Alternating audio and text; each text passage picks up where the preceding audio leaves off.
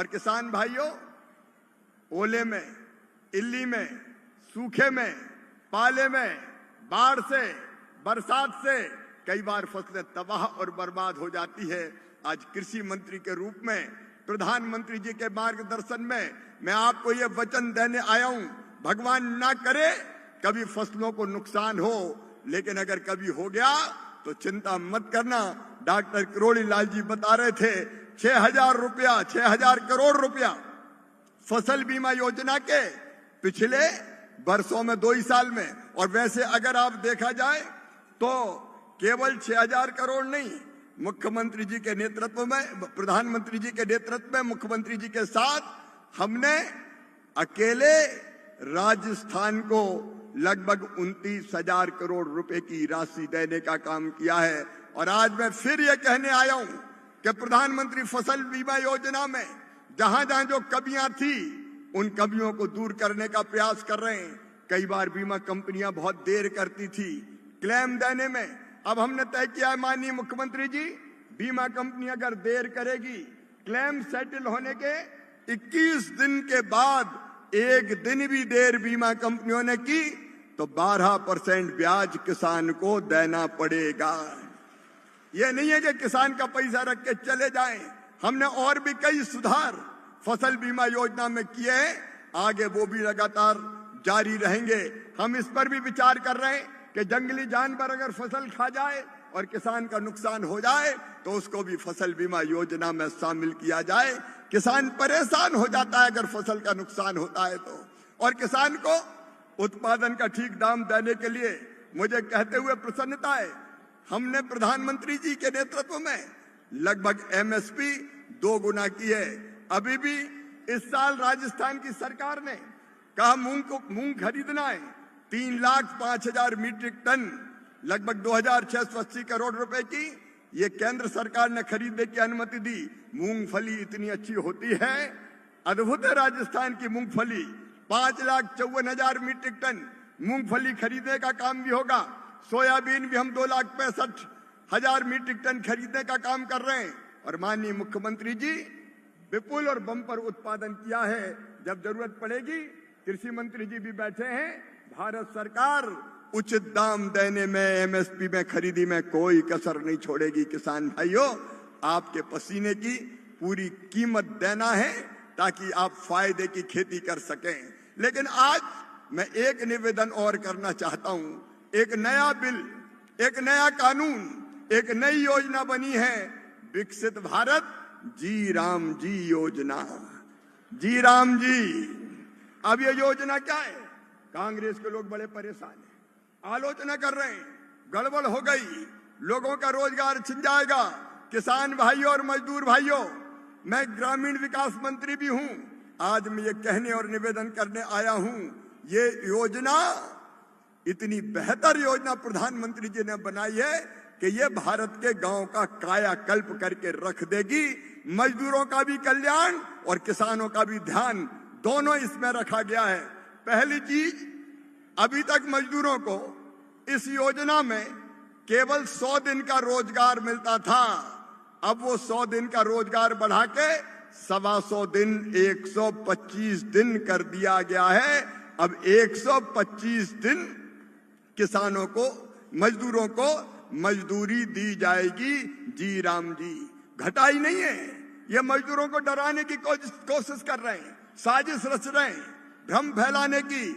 लेकिन 100 दिन के बजाय 125 दिन। और ये मामा ऐसे ही नहीं कह रहा, इसके लिए पैसा भी आदरणीय मुख्यमंत्री जी और किरोड़ी लाल जी हमने बढ़ाए। अभी तक 88,000 करोड़ रुपया केवल मनरेगा का बजट होता था।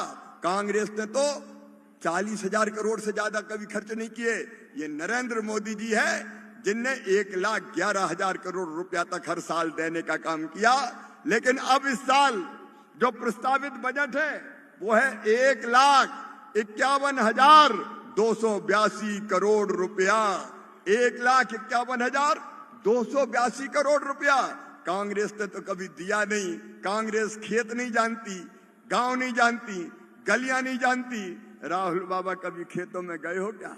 अरे जिनने खेत नहीं देखे, गांव नहीं देखे, गांव की गलियां नहीं देखी, खेत नहीं देखे, खेत की पगडंडियां नहीं देखी, कीचड़ नहीं देखी, धूल नहीं देखी, जिनको पता नहीं कि मिर्ची ऐसे लगती है कि ऐसे लगती है, वो गांव की और खेती की बात करते हैं। जिनको ये पता नहीं कि आलू जमीन में नीचे होता है कि ऊपर लगता है, कहते हैं गुड़ कहां लगता है, ये आता कहां से है। ये खेती की बात करेंगे। किसान भाइयों, हमने इस योजना में प्रावधान किया है 125 दिन रोजगार के साथ साथ जब 1,51,282 करोड़ रुपया का प्रावधान किया है, तो मुझे आप बताओ गांव का विकास होना चाहिए कि नहीं इससे? अरे बोल कर जोर से बताओ, होना चाहिए कि नहीं? इसको विकसित भारत इसलिए कहा है कि इस योजना में गांव की पंचायती प्लान बनाएगी गांव के विकास का। भैया अब ऐसा नहीं होगा, इधर की मट्टी खोदी और इधर फेंक दी, बरसात के पहले थोड़ी छिलाई की और फिर पानी आ गया, वैल्यूएशन हो गया, पैसा निकल गया। मोदी जी ने तय किया है मजदूर को पैसा भी देंगे लेकिन गांव का संपूर्ण विकास भी करेंगे। एक विकसित गांव, गरीबी मुक्त गांव, रोजगार युक्त गांव हमको बनाना है। और इसलिए किसान भाइयों, गांव के लोग बैठ के प्लान बनाएंगे कि इस पैसे से कौन कौन सा काम होना है। 5 साल में 7.5 लाख करोड़ रुपया लगेंगे इसमें, 7.5 लाख करोड़ रुपया। और ये रुपया अगर गांव में आ गया तो सड़कें चकाचक हो जाएंगी, नालियां बन जाएगी, स्कूल भवन हो, पंचायत भवन हो, आंगनबाड़ी हो, पुल पुलिया हो, सारी चीजें आप बना पाएंगे। और अगर चाहो तो खेत के लिए सड़कें भी बनवा लेना किसान भाइयों।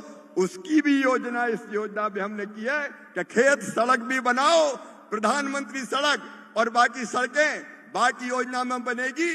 किसान भाइयों, आप जी राम जी योजना से खेतों की सड़कें बनवा लो, गांव में बैठ के आपको तय करना है। ये जरूर तय किया है कि पैसा भ्रष्टाचार की भेंट नहीं चढ़ने दिया जाएगा, संपूर्ण गांव का विकास हो, ये प्रावधान किया है। राजस्थान ने पानी की कमी को कई वर्षों तक भुगता है और इसलिए इस योजना में प्रावधान किया है कि जल संरक्षण के काम प्राथमिकता के आधार पर लिए जाएं। आप तालाब भी बनाएं, चेक डैम बनाएं, स्टॉप डैम बनाएं, बोरी बंधान बनाएं। डबरी बीच में बंद हो गई थी तो मुख्यमंत्री जी पधारे थे दिल्ली, ये डबरी तो राजस्थान की जान है। अरे आपकी जान, हमारी जान, डबरी हमने फिर से चालू कर दी। जो जरूरत हो जल संरक्षण के लिए आप काम करवाइए, गांव गांव में पानी बचाने का काम भी करिए। और उसके साथ आजीविका मूलक गतिविधियां वो भी इसके अंतर्गत की जा सकती है। और अगर ज्यादा पानी के कारण, प्राकृतिक आपदा के कारण नुकसान हो तो रिटर्निंग बाल भी बनाओ, जल निकासी का प्रबंध भी करो, लेकिन गांव का संपूर्ण विकास करने का काम इस योजना के अंतर्गत होगा। और एक बात और, अगर इस योजना में समय पर मजदूरी नहीं मिली तो मजदूरों को ब्याज भी देना पड़ेगा। ऐसा नहीं है कि काम करवा लिया तो मजदूरी नहीं दी, उसका प्रावधान भी है। और प्रशासनिक व्यय बढ़ा के हमने कर दिया है 6 से 9%। रोजगार सहायक, पंचायत सचिव, मैट, टेक्निकल स्टाफ, इनको तनख्वाह मिलती रहे, इसलिए हमने 6% से बढ़ा के 9% प्रशासनिक व्यय किया है। मतलब एक साल में 13,000 करोड़ रुपया केवल इसके लिए इस योजना में रखा है। और एक बात और किसान भाइयों, कई किसान कहते थे जब खेती में बुआई का समय होता है, जब कटाई का समय होता है तो कई बार मजदूर मिलते नहीं हैं। इस योजना में यह प्रावधान किया है कि 125 दिन की मजदूरी देंगे, लेकिन तब जब बुआई का काम हो, कटाई का काम हो, खेती का सीजन हो, और तब जब खेत में मजदूर भाई बहनों की जरूरत हो तो मुख्यमंत्री जी आप इस योजना को स्थगित कर सकेंगे, जो राज्य शासन तय करेगा कि ये बुआई का समय, ये 1 महीना अब इसमें मजदूरी का काम नहीं, इसका काम नहीं होगा जी राम जी योजना का। अब खेतों में कटाई और बुआई का काम होगा। तो किसान भाइयों, कटाई और बुआई के लिए भी इधर उधर भटकना नहीं पड़ेगा। आपको ये सुविधा देने का भी काम किया है। ये योजना विकास के लिए भी है, ये योजना मजदूर के लिए भी है और ये योजना किसानों के लिए भी है। अब मुझे बताओ, योजना अच्छी है कि बुरी है? अरे पीछे तक जोर से बताओ, अच्छी है कि बुरी है? अब कांग्रेस रो रही है, आंदोलन करेंगे, आंदोलन करेंगे, आंदोलन करेंगे। पहले करी थी एसआईआर, वोट चोरी, वोट चोरी। अरे वोट चोरी कहीं होती है? तुम्हारे पांव के नीचे जमीन ही नहीं है तो तुम्हें वोट मिलेंगे कहां से? हाँ, ये बात पक्की है, एसआईआर में सही वोटर की जांच होगी। और अगर कोई ऐसा नागरिक रह रहा है जो भारत का नागरिक नहीं है, जो विदेश से आया है, बांग्लादेश से आया है, हमारा देश कोई धर्मशाला है क्या? जिसकी मर्जी आई आया और रह लिया। भारतीय जनता पार्टी का और इस सरकार का साफ कहना है कि कोई विदेशी घुसपैठिया अगर इस धरती पर घुसा होगा तो देश के बाहर निकाल दिया जाएगा, वोटर लिस्ट में उसका नाम नहीं होगा किसी भी कीमत पर। अब ये लोग, विपक्ष के लोग कुछ भी कहें, हमें उसकी चिंता नहीं है। मैं तो आज आपको ये निवेदन करने आया हूं कि हर योजना प्रधानमंत्री जी की आपकी भलाई, कल्याण और विकास के लिए है। अभी हम 2 कानून और अगले सत्र तक लाने वाले हैं। एक कानून है सीड एक्ट, मतलब बीज का कानून। कई बार कंपनियां महंगा बीज बेच देती है, बीज खराब हो जाता है, निकलता है, बीज उगता नहीं है, किसान ठगा सा महसूस करता है। और उसमें कांग्रेस की सरकारों ने कोई प्रावधान दंड का रखा नहीं था। किसान भाइयों, जो किसान को ठगेंगे वो बचेंगे नहीं, कड़ा दंड पाएंगे। कड़े दंड का कानून हम लेके आने वाले हैं ताकि बेईमान कंपनियों को हम कंट्रोल में रख सकें और दामों पर भी काबू रख सकें। और एक बात इसके साथ और, नकली खाद, घटिया पेस्टिसाइड ये कोई बेच नहीं पाएगा। एक पेस्टिसाइड एक्ट और आएगा जिसमें ऐसे बेईमानों को कहीं का नहीं छोड़ा जाएगा। किसान को लूटने वाले कोई बर्दाश्त नहीं किए जाएंगे। बातें तो बहुत है किसान भाइयों, और ये धरती ऐसी है कि दिल करता है रुक जा रे, रुक जा रे, रुक जा तू यहीं पे कहीं। जो बात इस जगह है कहीं पे नहीं। लेकिन मेरे पास पर्ची आ रही है कि टाइम हो गया है, अब निकलना पड़ेगा। आपको छोड़ के कहां जाएंगे?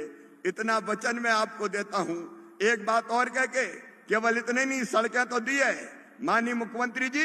नया सर्वे हो गया है आवास का, आपके यहाँ ऑथेंटिकेशन का काम, उसको एक बार फिर से परखने का, जांचने का काम हो रहा होगा।